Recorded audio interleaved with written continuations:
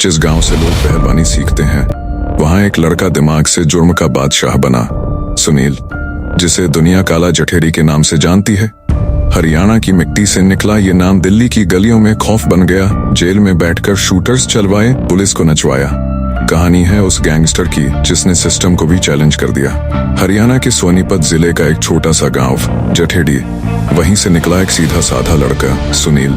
लेकिन किस्मत और हालात ने ऐसा मोड़ लिया कि वो लड़का बना भारत के मोस्ट वांटेड गैंगस्टर्स में से एक। काला जठेडी।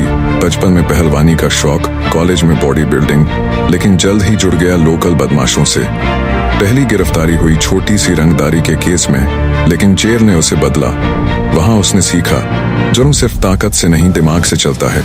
सुनील का असली ट्रांसफॉर्मेशन शुरू हुआ जब वो पहली बार तिहाड़ पहुंचा। यहाँ उसकी मुलाकात हुई कई बड़े अपराधियों से और यहीं से उसने अपना गैंग बनाना शुरू किया। जेल में रहकर भी वो मोबाइल से गैंग ऑपरेट करता रहा। हरियाणा, दिल्ली, यूपी में रंगदारी, सुपारी किलिंग और फायरिंग की वारदातें तेज हो गईं। पुलिस की आंखों में धूल झोंकता हुआ काला जठेडी बन गया, एक ऐसा नाम जिससे पुलिस से लेकर गुंडे तक कांपने लगे। 2018-19 के दौरान काला जठेडी ने लॉरेंस बिश्नोई के साथ हाथ मिला लिया।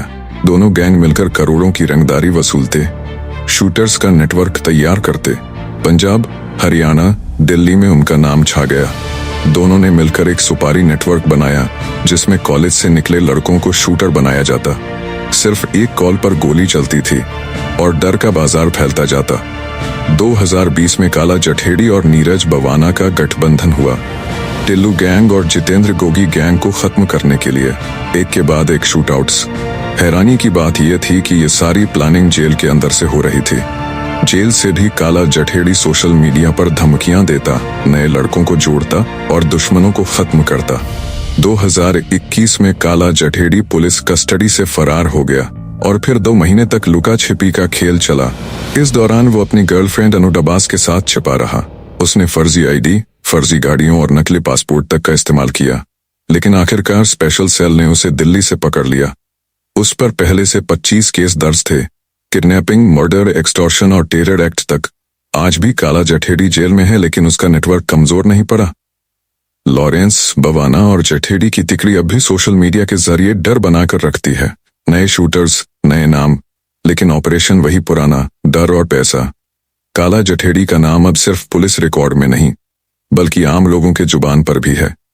उसके नाम पर लोग आज भी रंगदारी देने को मजबूर हैं, चाहे सोशल मीडिया हो या जेल कॉल्स। उसका डर कायम है और उसकी कहानी अब एक गैंगस्टर की नहीं, बल्कि एक क्रिमिनल ब्रांड की बन चुकी है। काला जठेडी उन गिने चुने गैंगस्टरों में से है जिसने सोशल मीडिया को भी हथियार बना लिया। फेसबुक पर लाइव धमकी देना, इंस्टाग्राम पर गैंगस्टर स्टाइल में स्टोरी डालना और यहाँ तक कि पुलिस वालों के नाम तक पब्लिक करना, ये सब उसके डिजिटल टेरर का हिस्सा था। लॉकअप से लेकर कोर्ट तक हर जगह उसका नाम गूंजता रहा और इस सब का मकसद था डर का माहौल बनाना। लॉरेंस बिश्नोई के साथ मिलकर उसने कई वायरल वीडियोस के जरिए दुश्मनों को खुलेआम चुनौती दी। जब काला जठेडी को गिरफ्तार किया गया तो पुलिस ने इसे बड़ी कामयाबी बताया, बट सच ये था कि उसे पकड़ा नहीं गया, सरेंडर करवा लिया गया। कहा जाता है कि उसके कई राजनीतिक और गैंगस्टर संपर्क थे जिन्होंने पीछे से डील की। आज वो जेल में बंद जरूर है, लेकिन उसकी हरकतें बंद नहीं हुई। जेल के अंदर से भी वो गैंग चला रहा है, नए लड़कों की भर्ती कर रहा है और दुश्मनों की लिस्ट बना रहा है। और यही सवाल अब भी जिंदा है, क्या काला जठेडी को सिस्टम खुद चला रहा है या वो सिस्टम के ऊपर चल रहा है?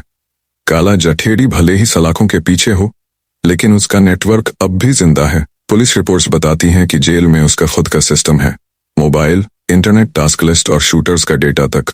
आज उसका नाम सिर्फ दिल्ली या हरियाणा तक सीमित नहीं, बल्कि पंजाब, राजस्थान और यूपी के अंदरूनी कस्बों तक दहशत फैला चुका है। वो अब एक गैंगस्टर नहीं, एक ब्रांड है, टेरर ब्रांड। और छोटी गैंग उससे जुड़ना चाहती है और बड़े गैंग उससे टकराने से डरते हैं। सवाल ये नहीं कि वो फिर बाहर आएगा या नहीं, सवाल ये है अगर वो बाहर आएगा तो अगला वार किस पर होगा? काला जठेडी की ताकत सिर्फ उसके शूटर्स या हथियारों में नहीं थी, बल्कि उसके असली हथियार थे सिस्टम के अंदर बैठे लोग, चाहे पुलिस में हो, जेल प्रशासन में या फिर लोकल पॉलिटिक्स में। उसके सूत्र हर जगह फैले थे, आते थे, फाइलें गायब होती थीं, सीसीटीवी बंद कर दिए जाते थे और ट्रांजिट रूट बदल दिए जाते थे। किसी शूटआउट के बाद नाम आता था काला चठेड़ी का, लेकिन सबूत मिलते नहीं थे। लगता था मानो कोई अदृश्य हाथ उसकी ढाल बना हुआ हो। यही वजह थी कि वो बार बार पकड़कर भी खेल से बाहर नहीं हुआ। आज जब कोई नया लड़का गली मोहल्ले में पहला पिस्तौल उठाता है तो उसका आदर्श कोई फिल्मी हीरो नहीं बल्कि काला जठेड़ी होता है। उसने खुद को सिर्फ एक गैंग लीडर की तरह नहीं बल्कि एक सोच, एक रिबेलियन की तरह प्रोजेक्ट किया। सोशल मीडिया पर स्टाइलिश फोटो, डायलॉग वाली पोस्ट और दुश्मनों के नाम खुलेआम लिखे जाना, ये सब उसे एक अपराधी नहीं बल्कि अंडरग्राउंड आइकॉन बना देता है। उसके नाम पर गाने बनते हैं, इंस्टाग्राम पेजेस चलते हैं और युवा लड़कों में उसका डर नहीं, इंस्पिरेशन बनता जा रहा है। यही सबसे खतरनाक हिस्सा है, जब अपराध आकर्षण बन जाए और एक गैंगस्टर यूथ आइडॉल में बदल जाए।